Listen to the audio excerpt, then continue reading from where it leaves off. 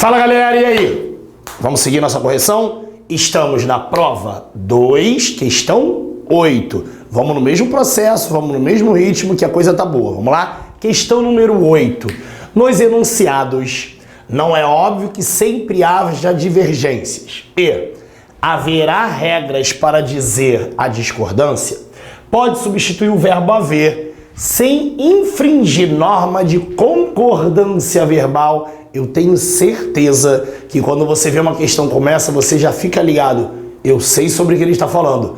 Verbo haver com sentido de existir. E você sabe essa regra, né? Não? Ainda confunde? Vamos resolver isso de uma vez por todas. Vai. Sempre que o verbo haver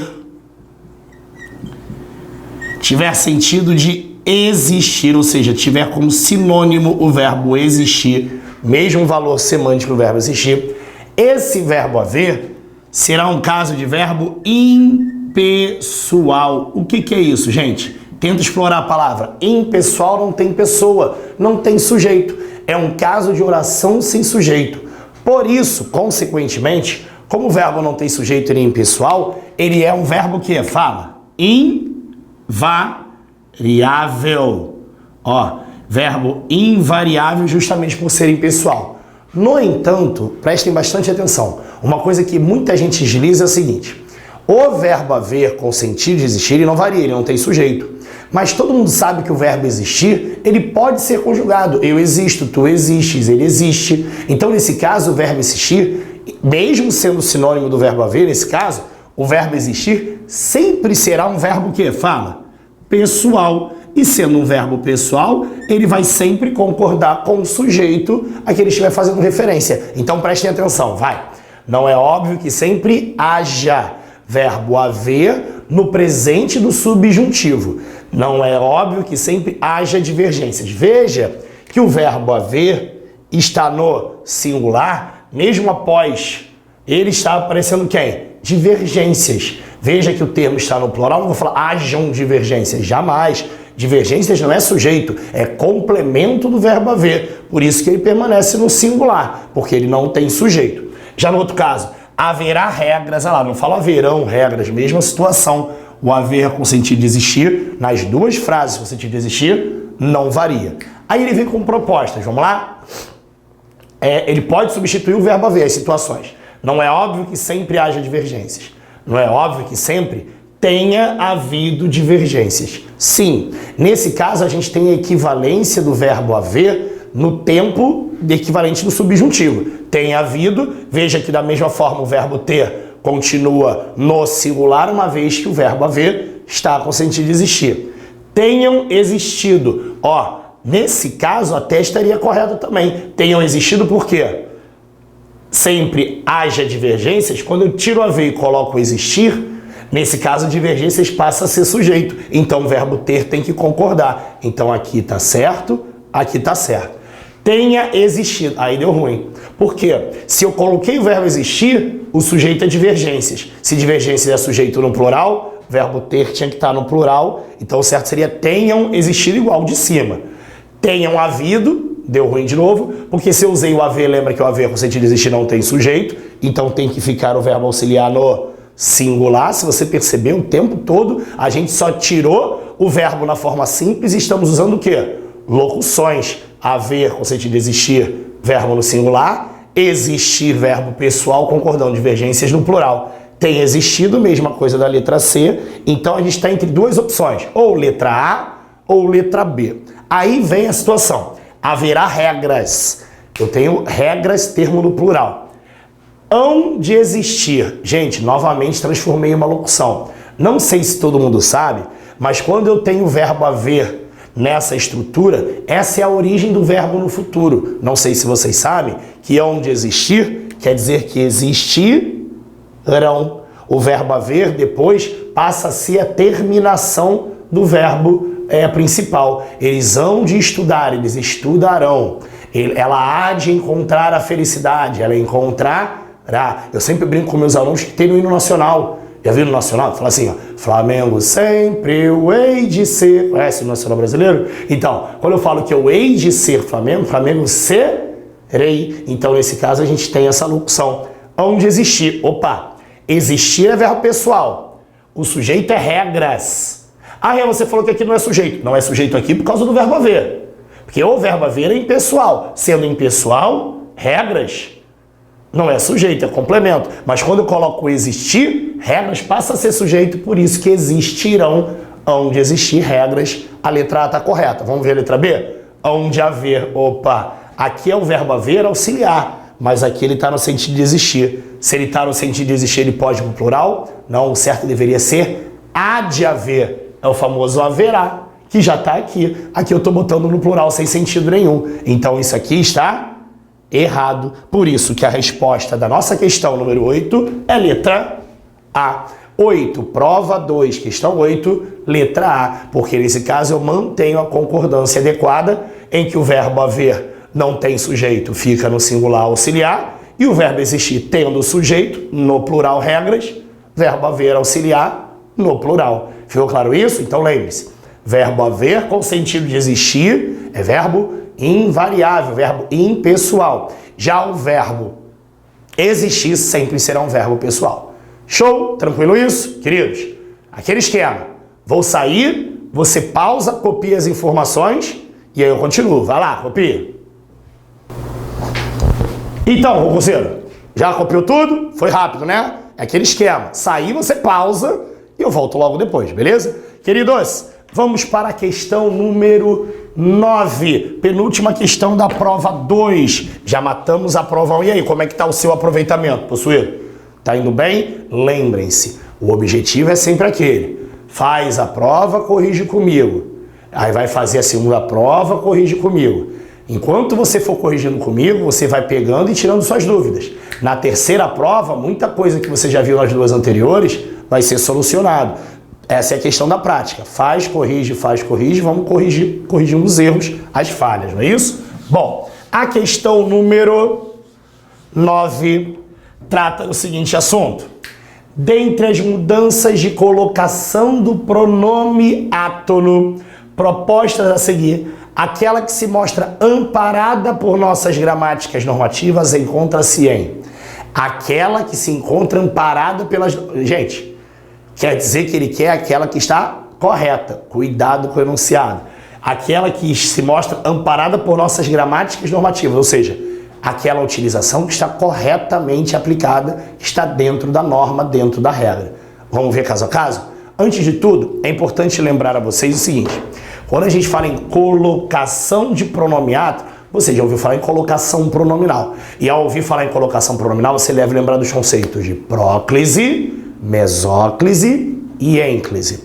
Quando eu falo em próclise, eu tenho a utilização dos pronomes pessoais oblíquos átono. Ih, eu não lembro de nada disso. Lembra assim? Ela me ama, eu te amo, ela o ama. Os pronomes são me, te, se, o, a, lhe, nos, vos, se, os, as, lhes. Esses são os pronomes oblíquos átonos. Lembrando que os tônicos é mim, comigo, ti, contigo, são aqueles que são preposicionados. Ela gosta de mim, ela se referiu a mim, ela confia em mim. Então, nesse caso, mim, comigo, ti, contigo, si, consigo, conosco, convosco, são os pronomes oblíquos tônicos. Os átonos que têm essa regra da colocação pronominal. No português do Brasil, você deve lembrar que a utilização mais prática, mais tradicional, mais do dia a dia, é a da próclise. Contrariando justamente aquilo que se usava e que se usa ainda em Portugal. Lá em Portugal, a prioridade é a ênclise. Lá eles falam muito em ênclise, aqui a gente usa a próclise. Por isso, boa parte das regras de colocação pronominal no português do Brasil determinam situações de próclise obrigatória. Então, eu vou mostrar para vocês situações de regras baseadas nas opções aqui. São muitas regras. Eu costumo dizer o seguinte, para quem gosta de decorar, colocação pronominal é a matéria preferida, porque é só regra para decorar. Poucas coisas são interpretativas, é regra atrás de regra, é só decorar e cumprir as regras. Vamos ver cada uma das situações? No primeiro trecho ele coloca assim, letra A. A democracia não se limita a retratar divergências. O que acontece? A regra, uma das primeiras regras que a gente aprende de colocação pronominal é a seguinte. Palavra negativa é atrativa de próclise obrigatória. Por exemplo, a democracia não se limita. A partir do momento em que tem a presença da palavra não antes de um verbo, o pronome relacionado a ele obrigatoriamente tem que vir antes do verbo, ou seja, em caso de próclise. Então, sempre que tiver palavra negativa, a próclise é obrigatória. Aí na opção, ele está propondo exatamente o contrário, jogar o pronome ser para depois do verbo. Isso é correto, gente? Não, justamente porque a palavra negativa obriga que o pronome venha antes do verbo. Então, isso aqui está errado. Lembrando que eu quero que aquela que mostra amparada por nossa lei, ou seja, está certo dentro da norma. Ela aprofunda algumas, acentua-as. Eu falei que uma das primeiras regras que a gente aprende é a palavra negativa, né? Na verdade, acho que a primeira regra obrigatória de colocação pronominal é você lembrar o seguinte: não se inicia uma oração com pronome oblíquo átomo. Jamais uma oração pode se iniciar. Ah, Rian, como assim? Então, quando eu falo te amo, isso está errado? Tá.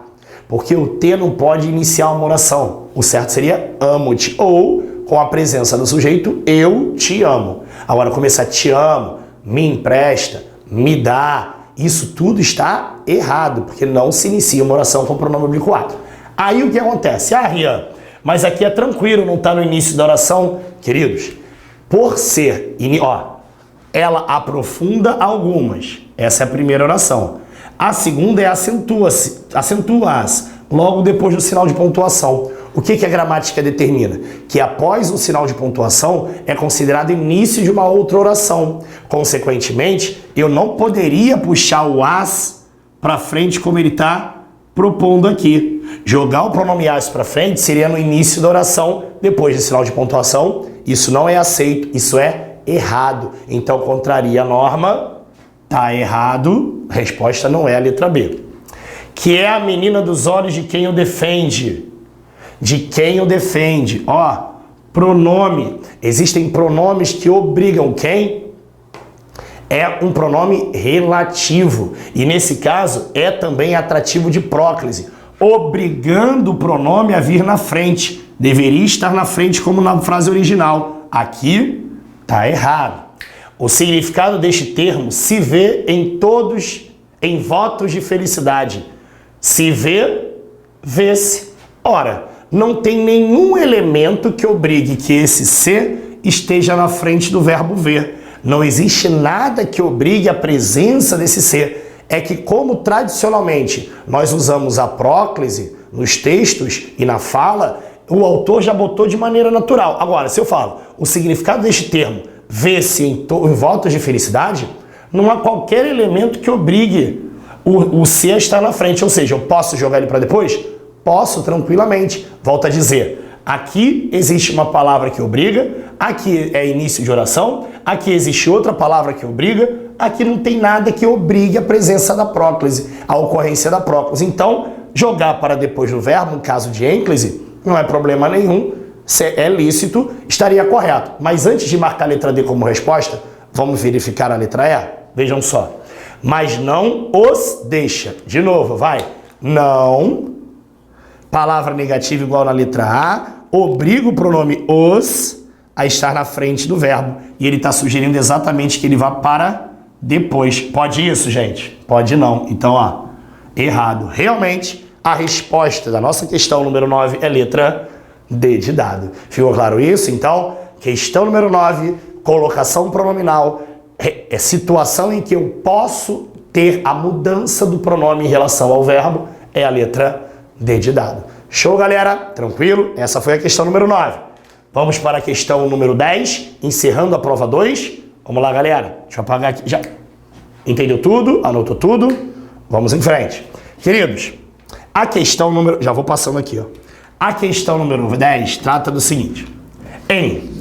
O regime democrático, já estou lendo a questão, o regime democrático também cumpre um papel mais reconhecido, mais alardeado, que é a menina dos olhos de quem o defende. Ela aceita um teor de conflito na sociedade. O sinal de 2 pontos anuncia o quê? Vamos lá? Esse sinal de 2 pontos está apresentando uma informação acerca de algo dito anteriormente. Vejam só.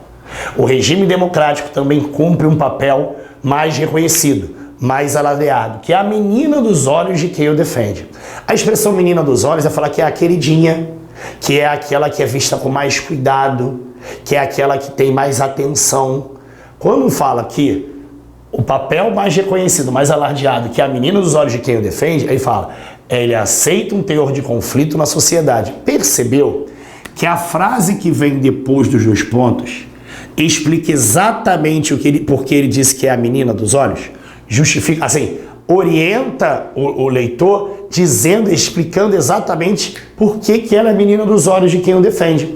Nesse caso, os 2 pontos apresentam um papel tradicionalíssimo, que é a da explicação de uma ideia citada anteriormente. Ah, e é um caso de aposto? É um aposto explicativo, retomando uma ideia anterior, explicando o porquê dessa ideia. Ficou claro isso? Então olha lá, ó.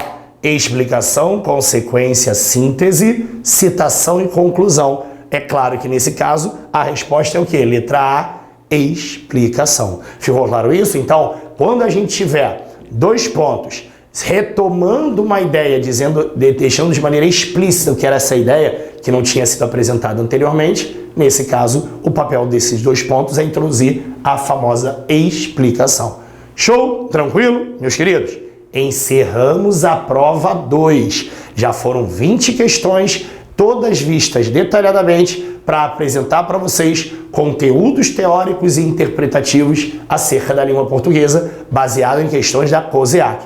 Vamos para a prova número 3? Na prova número 3 eu tenho um textinho um pouquinho longo e, para manter a tradição, vou ler com vocês. Lembrando, essa minha leitura eu já estou levando em consideração que você fez a prova. Você tem que ter feito a prova para depois pegar a correção. Ainda não fez a prova? Pausa e vai lá fazer. Não fica acompanhando ao mesmo tempo, desse a chance de você trabalhar em cima da prova também, de você necessariamente errar. Gente, o momento de errar é aí, no seu momento de estudo. Não deixa para errar na hora da prova. Porque você só acompanhando a correção sem ter tentado fazer antes, isso pode te limitar. Faça, erre, se necessário, tudo numa prova só. Eu acredito que você não vai errar. Muita coisa você já conhece. Muita coisa, se você não está estudando há muito tempo, você vai acabar lembrando. E para você, que já está no ritmo frenético, uma prova dessa serve exatamente para você prestar atenção no que você está deslizando e reforçar o conteúdo que já está bem fixado, correto? Então, vamos para a prova número 3. Já deixo aqui a primeira questão preparada para a gente corrigir. Vou ler o texto com vocês, tá? Lembrando, estou lendo o texto. Você já leu esse texto, já fez essa prova. O texto da prova número 3 é iniciativa, trabalho e dedicação. Vamos lá?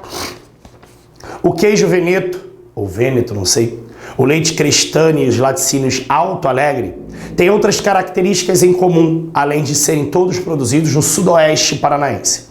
Uma delas é que eles são frutos de muita dedicação e trabalho da agricultura familiar da região.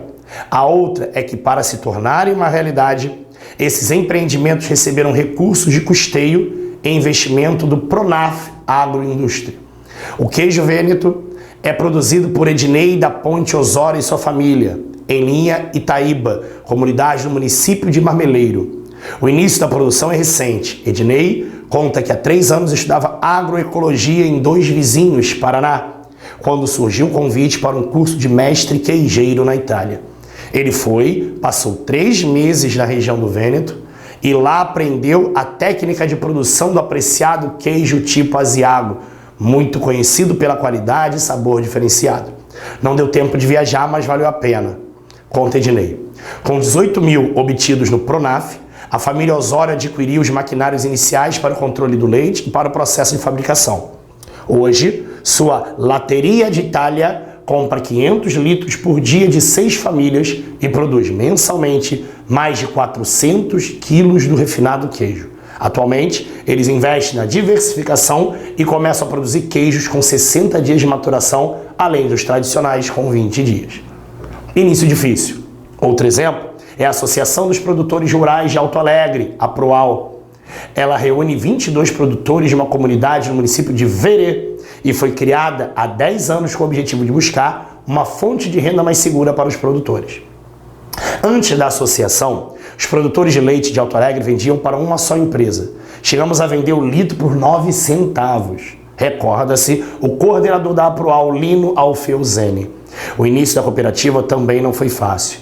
No primeiro mês, todos os 22 sócios produziam 600 litros por dia. Não deu retorno. Era mais a satisfação de não depender do atravessador, conta Lino. Com 55 mil do Pronaf, tomados em 1998, eles compraram ordenhadeiras mecânicas e tanques resfriadores. Em 2002, tomaram outros 75 mil para comprar vacas para a melhoria do rebanho e um caminhão-tanque para captar o leite em cada uma das propriedades. Finalmente, este ano, eles captaram 190 mil do Pronaf Agroindústria para comprar 2 máquinas de beneficiamento do queijo. Conhecidas como queijo mate, elas trabalham automaticamente, podendo dobrar a produção da associação, que hoje é de 5 mil quilos. Agora vamos buscar o CIF, pois queremos comercializar em todo o país. Conta Lino, ressaltando que a Aproal já produz queijos tipo mussarela colonial, prato, trançado curado no vinho e no orégano, ricota, manteiga, além de mussarela fatiada. Hoje, a produção de leite dos associados já não é suficiente para a demanda. O laticínio compra a produção de leite de mais de 140 agricultores colaboradores, o que tem contribuído para melhorar a renda de produtores não associados. Com o crescimento, começamos a comprar leite de quem não era sócio porque cresceu a demanda e não tínhamos produtores suficientes, conta Lino. As melhorias não foram apenas no laticínio. Na propriedade do associado Ervino Enhatz, com a ordenha mecanizada e os tanques resfriadores de 500 litros, eles produzem sozinhos mais que todos os associados, dispensando o atravessador. Gastamos cerca de 4 horas por dia com a ordenha da manhã e da noite. Com o resfriador, o caminhão-tanque do laticínio pode vir buscar apenas uma vez por dia, o que dá tranquilidade e tempo para cuidar de outras coisas, conta Sérgio Enhart, filho de Wagner, que casou recentemente e está investindo parte deste tempo para construir a sua nova casa. Sérgio lembra quando começou, produzindo 30 litros por dia e conta como hoje chega até 1.000 litros, mais que toda a Proal no início. Hoje a gente sabe que não pode ter mais de 20% das vacas sem produzir, senão temos algum problema. A gente também melhorou o pasto e misturamos remédios homeopáticos na ração, o que melhorou muito a produção. Em 2005, ele pegou R$6 mil em recursos do Pronaf para adquirir mais 3 vacas leiteiras e melhorar seu plantel de 28 vacas. O produtor Ademar Cristani e sua família também sentiram que o beneficiamento seria a solução para enfrentar o preço do leite. Ademar e sua esposa decidiram eles próprios entregar seu leite na cidade, dispensando o atravessador. Começaram entregando leite in natura e associaram-se a uma cooperativa de crédito, com a qual utilizaram os recursos do Pronaf para beneficiar seu leite. Desde então, a Agroleite Cristani pasteuriza, processa, embala e vende para cerca de 20 padarias e mercados da região. Hoje, a pequena indústria produz cerca de 450 litros por dia, devidamente embalados. Este ano, eles utilizaram a agroindústria para trocar um pasteurizador que processa 500 litros em 4 horas por um novo que beneficia 1.000 litros em 1 hora e ampliar o banco de gelo responsável pelo armazenamento da produção. Meus queridos, por que eu estou lendo todos os textos? Normalmente, eu sei que vários de vocês, na hora da leitura, ficam sublinhando aquilo que você considera mais importante. Ora, eu penso da seguinte forma, se vocês perceberem, isso é uma reportagem que fala sobre os benefícios do Pronaf e da evolução de produtores de leite de queijo. O que acontece? A ideia é fazer com que você absorva a leitura, absorva a informação de maneira natural, não pensando o que pode ser perguntado na questão, o que deve ser cobrado. A ideia é você ler de uma maneira natural, observando detalhes que, obviamente, na hora de serem perguntados, você vai acabar retornando ao texto, mas a essência do texto você já absorveu. Entenderam isso? Quem fica sublinhando muitas vezes o texto acaba tendo que relê-lo para encontrar as informações necessárias. Então, primeira coisa, deixem sua leitura mais dinâmica, deixem sua leitura mais natural. Não fiquem presos somente a marcar, isso pode ser perguntável, isso aqui é interessante, isso vai ser questionado. Não. Absorvam a informação e, consequentemente, você vai absorvendo os conteúdos, tá ok? Meus queridos, estou encerrando mais esse bloco. Esse bloco foi com a leitura do texto. Já volto no próximo bloco fazendo o quê? Descascando nas questões, resolvendo todas aquelas questões da prova número 3. Obviamente, no próximo bloco não dá para corrigir tudo, né? Mas a gente já vai adiantar um bom conteúdo, tá ok? Vamos que vamos!